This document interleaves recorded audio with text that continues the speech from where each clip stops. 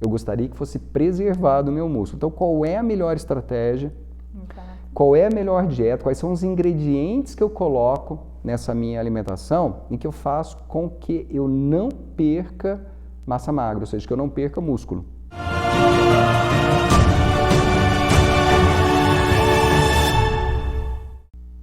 Olá, muito bem-vindo, muito bem-vinda a mais um episódio do Efeito La Capra Consciência. E no episódio de hoje nós vamos abordar um artigo que vai trazer como tema quantidade de proteína na alimentação e perda de peso. Muito bem, esse trabalho foi publicado no Journal of Nutrition em 2012, em junho de 2012, tá? Ele tem como base, né, tentar entender se a ingestão de proteína, o que é uma pergunta bem frequente, né, na nutrição, se ela interfere diferentemente na perda de peso entre homens e mulheres e também se interfere na perda de massa magra. Por quê? É sabido que quando uma pessoa tem perda de peso, né, quando ela quer perder peso ou que ela tem perda de peso sem mesmo a vontade, né, que ela conjuntamente ela tem perda de massa magra. Isso não é desejado, principalmente em idades mais avançadas. Então, aquele paciente que já está entrando em uma idade mais avançada, idade de idoso, perder musculatura, ou seja, perder massa magra, não é interessante. Mas quando existe a necessidade de saúde, por exemplo, para um paciente obeso, que ele perca peso, como é que uma dieta pode interferir nisso? Ou seja, como é que ela pode interferir para que ele perca menos musculatura, perca menos massa magra? Exato. O nome desse trabalho, né, é o efeito da ingesta de proteína, da ingesta proteica, e o gênero, né, masculino e feminino, na mudança da composição corporal. Tá? Um ensaio clínico randomizado para perda de peso. Exato, é um ensaio clínico aberto, tá? Quer dizer, não tinha como cegar, ou seja, fazer as refeições que fossem de uma forma que as pessoas não soubessem o que elas estavam comendo. Esse é o ensaio clínico aberto, randomizado, ou seja, ele pega pacientes aleatoriamente, né? E como ele foi feito é assim, ele selecionou pessoas tanto do sexo masculino quanto do sexo feminino, foram 58 homens e 72 mulheres, né? Obesos ou com sobrepeso, né? Haviam critérios de exclusão que a gente vai falar logo em seguida. E após um treinamento, ele alocou em bloco esses pacientes, ou seja, blocos de idade, de sexo e de peso, né, que era calculado o índice de massa corporal, o IMC, para que fosse analisado. E a partir daí, ele dividia em duas dietas diferentes. Uma dieta que ele chamou de dieta proteica, e tem o critério para isso daí, e uma dieta que ele chamou de dieta carboidrato, né, que seria uma dieta com maior teor de carboidrato. E foi avaliado durante 12 meses, durante um ano inteiro. Os primeiros 4 meses da dieta foi feita uma restrição calórica para que fosse provocado a perda de peso. Então, obrigatoriamente, tinha que ter uma perda de peso nesses 4 meses. Né? E nos outros 8 meses, não havia mais a restrição calórica, quer dizer, a dieta era mais flexibilizada com relação à quantidade de calorias, tá? Para que se houvesse uma manutenção do peso. E a partir daí é que foi feito a análise. Alguns pontos são importantes para a gente considerar a compreensão desse trabalho. O IMC médio desses indivíduos era de 32,5. O IMC é um índice que trabalha com peso e altura, é o peso sobre a altura ao quadrado da pessoa, e ele é um indicativo do grau de sobrepeso ou de obesidade. Indivíduos com IMC inferior a 26 não foram considerados para esse estudo, assim como indivíduos com peso acima de 140 quilos também não foram alocados para esse estudo, uma vez que as ferramentas utilizadas para os testes não permitiam que indivíduos tivessem um peso superior a 140 quilos. Exato, a máquina que fazia a aferição, que era uma máquina de duplo raio-x, né, para aferir a massa magra e o tecido gorduroso, ele não suportava peso acima de 140 quilos. Então foram alocados pacientes com menos de 140 quilos. Também foi excluído desse trabalho pacientes, por exemplo, que tinham motivos óbvios que poderiam alterar o trabalho, como o uso de corticoide, de esteroides. O esteroide ele altera o metabolismo, fazendo com que você deposite mais massa gordurosa. Né? E também alguns outros, como por exemplo o uso de antidepressivos. Nesse estudo, a faixa etária dos indivíduos era entre 40 e 56 anos, ou seja, uma meia-idade. Não era considerado ainda indivíduos idosos. Para iniciar o trabalho, os indivíduos recebiam um treinamento entre 10 e 20 dias, que a gente chama de run-in, quer dizer, o paciente vai entrar no trabalho. Eles eram treinados com um reporte, ou seja, eles tinham que relatar durante 3 dias numa sequência todo o treinamento que eles fizeram com relação à dieta específica que eles receberiam no futuro, quando houvesse a randomização. Eles recebiam uma balança para pesar os alimentos, eles iam até o centro onde estava sendo feito o estudo, eram avaliados pelos profissionais, principalmente os nutricionistas, recebiam o plano alimentar, o plano de dieta, e eram treinados com relação à parte alimentar específica, ou seja, que tipo de alimento que eles deveriam ingerir. Né? E a partir daí eles eram inseridos ou não nesse trabalho científico, se eles conseguissem completar essa etapa. Né? Então, a partir deste ponto, né, a gente já vê que tem critérios bem específicos para o paciente, quer dizer, se o paciente, por exemplo, não conseguisse fazer a pesagem dos alimentos por algum motivo, ele não entraria no trabalho, porque isso poderia comprometer a avaliação da dieta especificamente. Poderia-se ter pacientes com dietas mais flexíveis, por exemplo, na dieta de proteína, em que ele incluísse mais carboidrato. Então foi bem certinho neste ponto aí.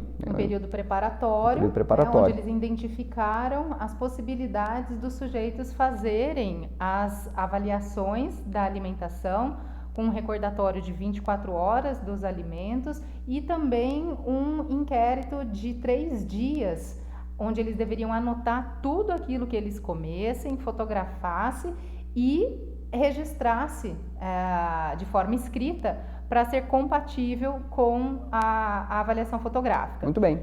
E as dietas, né, elas eram feitas da seguinte forma. A dieta proteica, ela tinha como base uma medida de pelo menos 1,6 grama de proteína por quilo de peso do paciente por dia para ingestão. E havia um leque de mais ou menos 30%, né, caso ele não conseguisse 1,6 gramas de proteína por dia, pelo menos que perfazesse 30% da quantidade de energia naquela dieta específica. Exato. E a dieta chamada de carboidrato, ela era composta por pelo menos 0,8 grama por quilo por dia de proteína. Certo? O dobro.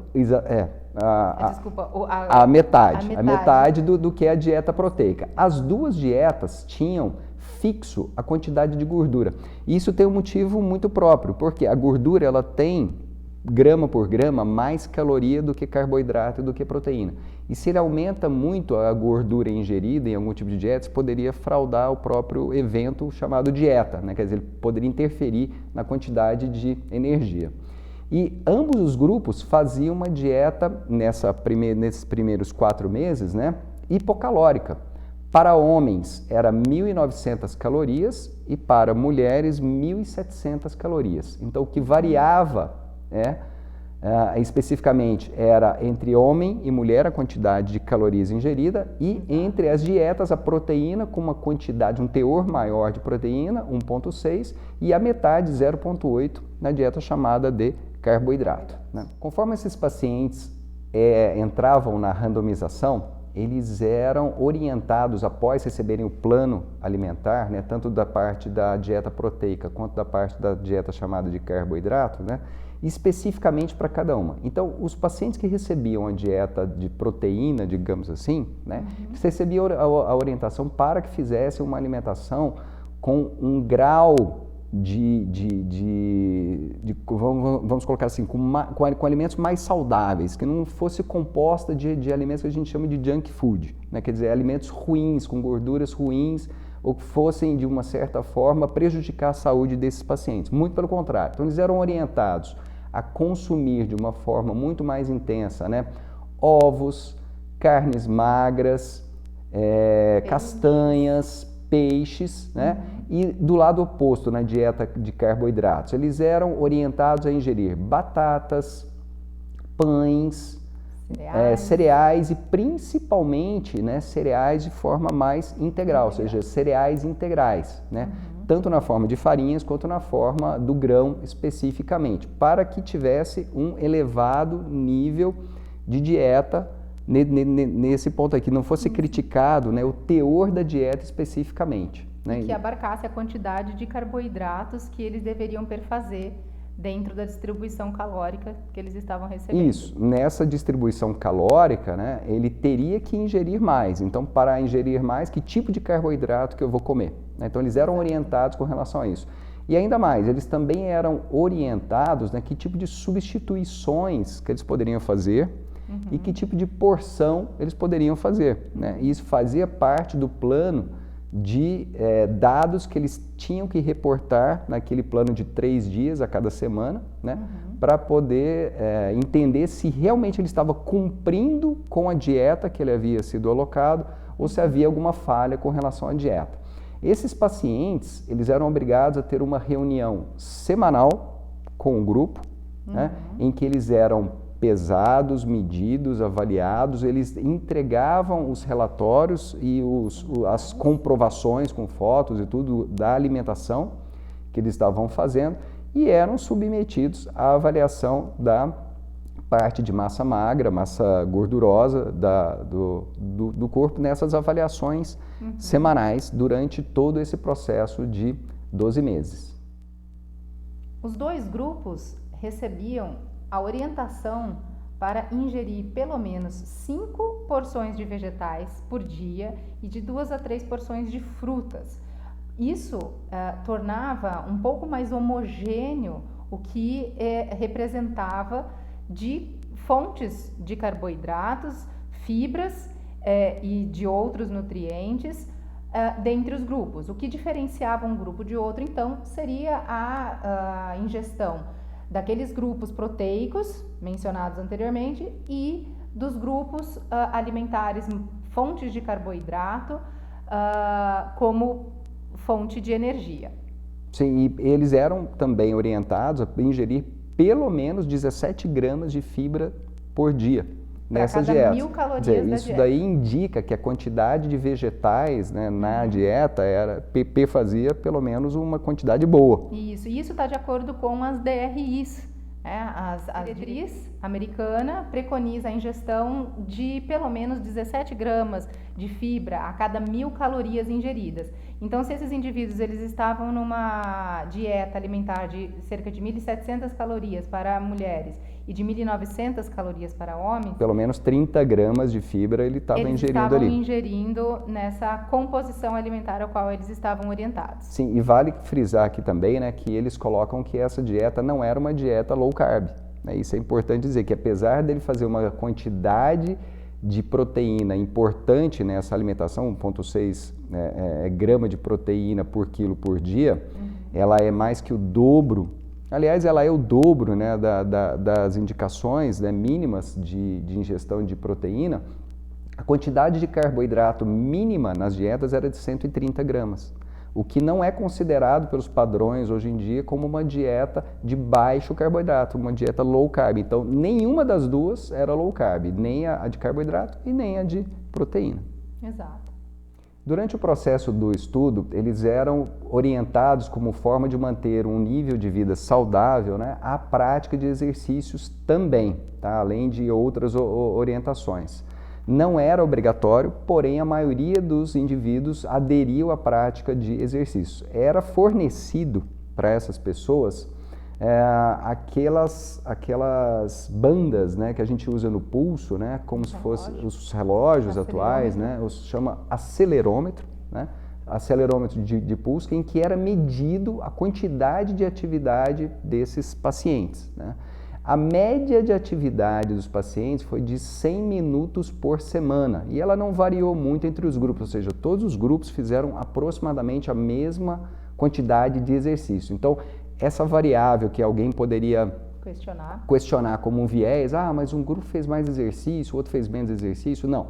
Os grupos foram homogêneos neste ponto, todos eles fizeram mais ou menos 100 minutos por semana de exercício físico, calculado e aferido por essa aferição de pulso. Foi um incremento adicional à atividade regular deles, mas que não excedeu 100 minutos por semana.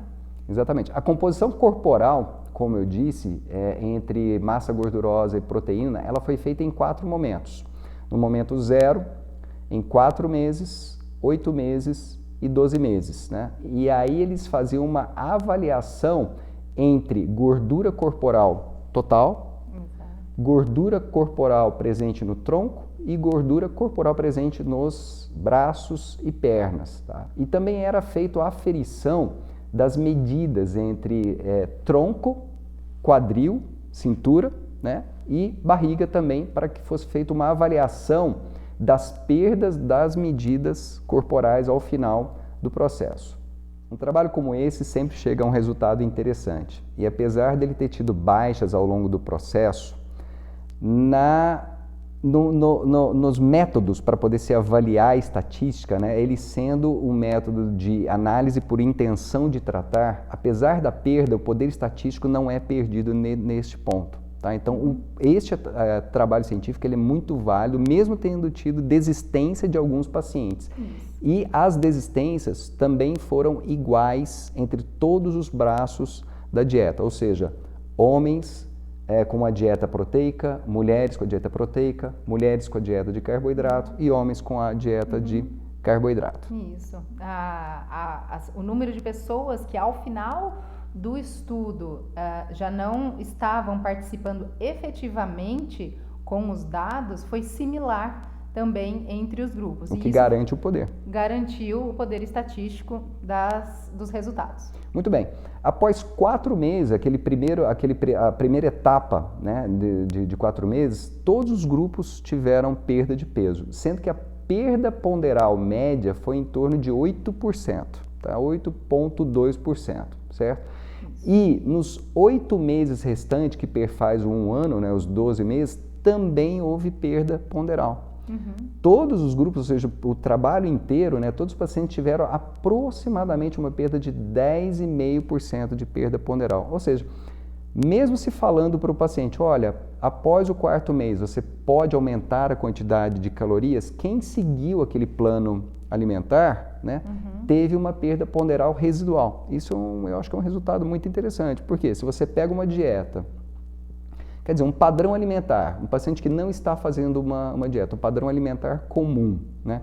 E troca o padrão alimentar dele por um padrão mais tabulado, mais correto, com uma qualidade melhor, ele tem uma perda ponderal, mesmo você não fazendo uma restrição calórica. Restrição calórica, justamente.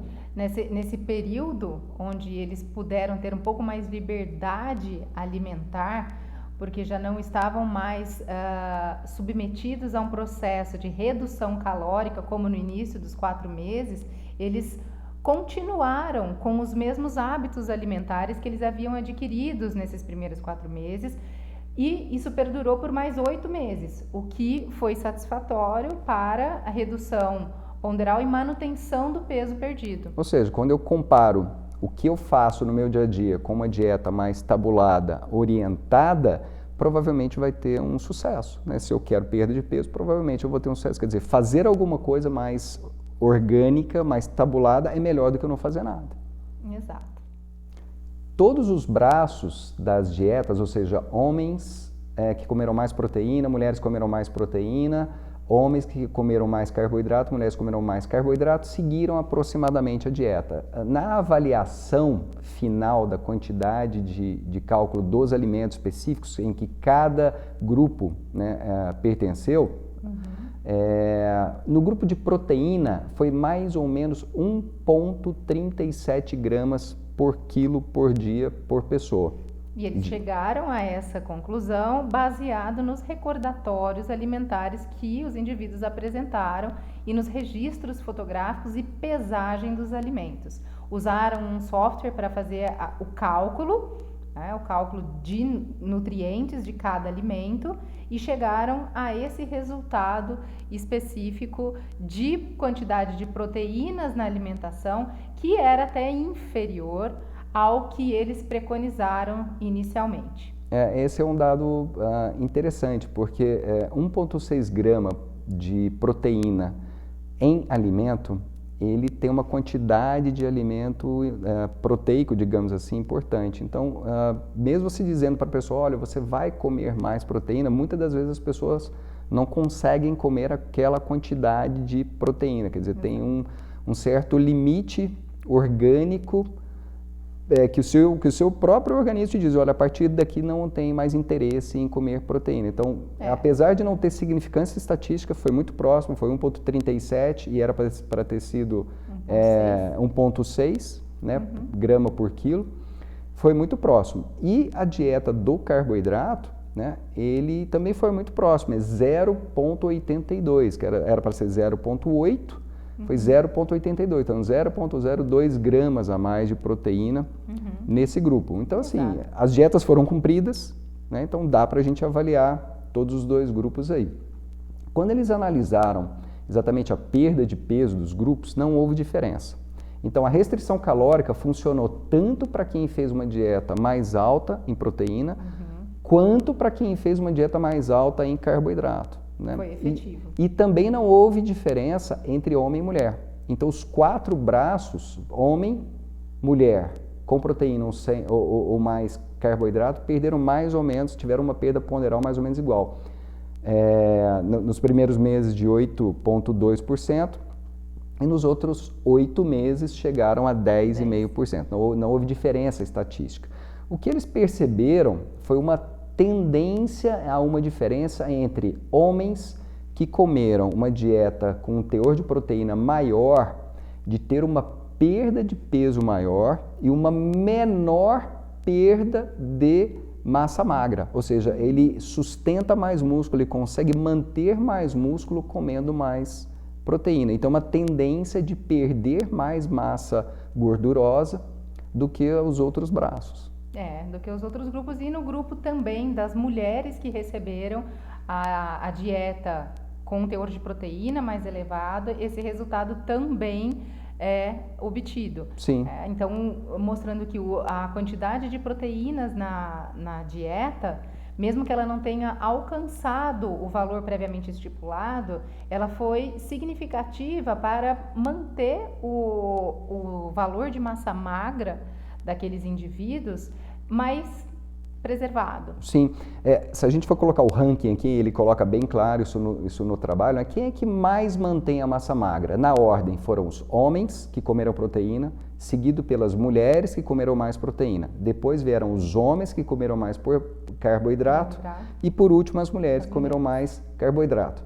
E também a perda de massa gordurosa, né, ela foi da mesma ordem, quer dizer, homens que comeram mais proteína, seguido de mulheres que comeram mais proteína, seguido de homens que comeram mais carboidrato e de mulheres que comeram mais carboidrato. Ou seja, quem comeu mais carboidrato tem uma tendência maior de perder menos massa gordurosa, tá? Ou seja, de talvez perder um pouquinho de outros ingredientes. O outro ingrediente, nesse caso, seria a massa magra. Isso, e não perder, né, não perder tanto a massa de gordura e perder mais massa magra. Então, nesse sentido, as mulheres que receberam a dieta contendo carboidrato foi o resultado que mais evidencia a importância da proteína, né? A importância da proteína na redução do peso e na manutenção do tecido magro. Tem um resultado também interessante desse trabalho, que é o seguinte: na entrada, antes de se iniciar a dieta, eles fizeram a aferição, né, corporal dos pacientes. E homens tinham uma gordura mais posicionada no tronco e as mulheres mais posicionadas na cintura e pernas. Isso, coxo-femoral, né? Coxo-femoral. E após a avaliação, após a perda de peso, né, a restrição calórica, os homens que tinham maior deposição no tronco perderam mais gordura nessa região do que as mulheres percentualmente. E o contrário aconteceu com as mulheres, ou seja, as mulheres tinham mais gordura depositada na região da cintura e das pernas, elas perderam mais percentualmente do que os homens nessa posição. E homens que tinham a barriga mais proeminente do que as mulheres, percentualmente, perderam mais barriga também. Ou seja, o seu organismo, aparentemente, ele parece ser inteligente nessa hora. Onde tem mais? Aonde tem mais, você vai perder mais. E tem uma diferençazinha entre homem, exatamente, entre homem e mulher, né, que não foi exatamente o foco desse trabalho aqui, né, mas que a gente pode especular que realmente tem essa parte hormonal influenciando tanto no depósito, isso é evidente, a gente vê que mulheres têm essa tendência mesmo, do depósito de gordura mais na parte de cintura e pernas, né, e homens mais barriga e tronco. Mais um resultado interessante nesse trabalho foi que ele aferiu que 70% da perda corporal ele proveio da massa gordurosa, ou seja, não é exatamente massa magra, a água ou outros tecidos que a gente está perdendo, né? Então, quando a gente tem realmente uma dieta que faz você perder peso, provavelmente você está perdendo peso na forma de massa gordurosa. O que é que a gente tem que realmente especular aqui é o seguinte, olha, se realmente 70% é de massa gordurosa, os outros 30% eu não gostaria que fosse de músculo. Eu gostaria que fosse preservado o meu músculo. Então, qual é a melhor estratégia? Qual é a melhor dieta? Quais são os ingredientes que eu coloco nessa minha alimentação e que eu faço com que eu não perca massa magra, ou seja, que eu não perca músculo? Porque ela vai acontecer, mas eu não quero que ela aconteça em maior intensidade. Principalmente quando a gente fala, como eu disse no início, pacientes mais frágeis que estão numa idade mais avançada ou que já estão com o que a gente chama de sarcopenia vinculada à obesidade, ou seja, ele tem uma massa gordurosa muito alta e ele não tem musculatura para sustentar esse corpo todo. Exato. Alguns pontos interessantes, então, desse trabalho para que a gente possa trazer mais clareza para a nossa prática na redução de peso. Um deles é a redução calórica. O início do trabalho começou com a redução calórica dos 4 meses, né, em relação à alimentação prévia desses indivíduos. Dietas que têm um teor de proteína mais elevado têm uma tendência a preservar mais massa magra, tanto em homens quanto em mulheres. Lembrando que em homens há uma tendência de preservar mais essa massa magra do que nas mulheres, embora ambos façam essa preservação e se beneficiem de um teor de proteína superior. O estudo também nos aponta que a redução da gordura corporal, principalmente nos homens, né, a região do tronco, ela é fortemente beneficiada com a redução da gordura. E isso é um fato muito importante porque nós sabemos que essa gordura concentrada na região abdominal, ela traz um risco cardiovascular muito mais proeminente. É certo que nas mulheres a presença de gordura nas pernas e nas coxas traz um componente mais estético, mas para os homens a importância de não carregar essa gordura visceral, nessa região, essa gordura no tronco, que pode ser uma gordura subcutânea ou até mesmo uma gordura visceral, ela é impactante na saúde dos indivíduos. Exatamente. Então, reduzir essa gordura total, né, o processo de redução da gordura total, mas especialmente nos homens na região torácica, traz um benefício para a saúde, que é uma vantagem, e com a presença de uma alimentação mais rica nas proteínas, isso vai acontecer de uma forma mais eficiente, porque preserva a massa magra e ao mesmo tempo reduz a massa gorda. E um último enfoque que a gente pode dar nesse trabalho é o seguinte: 10% de peso corporal perdido ao longo de um ano não é nada mal, né? e foi de uma forma bem tranquila, né? E sem ter uma dieta muito mirabolante, digamos assim. Ele não fez nada de maquinaria para poder as pessoas perderem peso. É claro que isso deu um certo trabalho para as pessoas, elas tiveram que pesar, mas se você já tem alguém que faça isso por você, por exemplo, se você já tem um plano alimentar certo que você vai comer, você tem condições de executar de uma forma muito mais tranquila. Então, eu acho que isso é uma coisa muito plausível para o nosso dia a dia. E mais, você não fazendo exclusões muito drásticas na dieta também torna esse plano muito mais acessível, muito mais palatável, digamos assim. Tem muitas pessoas que têm uma aversão, uma certa restrição pelo corte do carboidrato na sua alimentação. Eu vou dizer até uma resistência mental para que você não retire o carboidrato da dieta. O que foi o foco desse trabalho, quer dizer, ele fez questão de não tender para uma dieta low carb, talvez sabidamente, porque no início a dieta low carb tem uma perda de peso maior nos trabalhos científicos, né? Mas isso é muito palatável, isso é muito bom para o paciente, para que ele saiba que sim, tem como ele mexer na alimentação, não há necessidade de ter extremos dessa restrição alimentar, correto? E que ele mesmo assim vai ter uma perda de peso.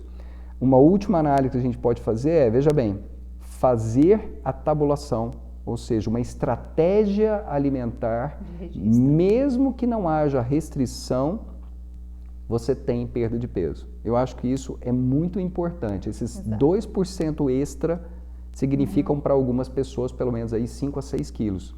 E perda de 5 a 6 quilos é muito bem-vinda para quem tem um risco de doença do coração aumentado ou risco de qualquer outra doença aumentado por causa da obesidade. Exato. E também nós podemos assim extrapolar esses dados como uma análise mais generalizada de que o acompanhamento de longo prazo, 1 ano é bastante tempo, ele acaba sendo efetivo também, porque de fato a pessoa teve que mudar algo que ela vinha fazendo antes. Houve restrição calórica, sim, eles tiveram que mudar o modelo alimentar que eles estavam seguindo anteriormente, mas de uma forma que trouxe resultado e, pelo que nós entendemos aqui, foi muito tranquilo e muito acessível para os sujeitos que foram analisados.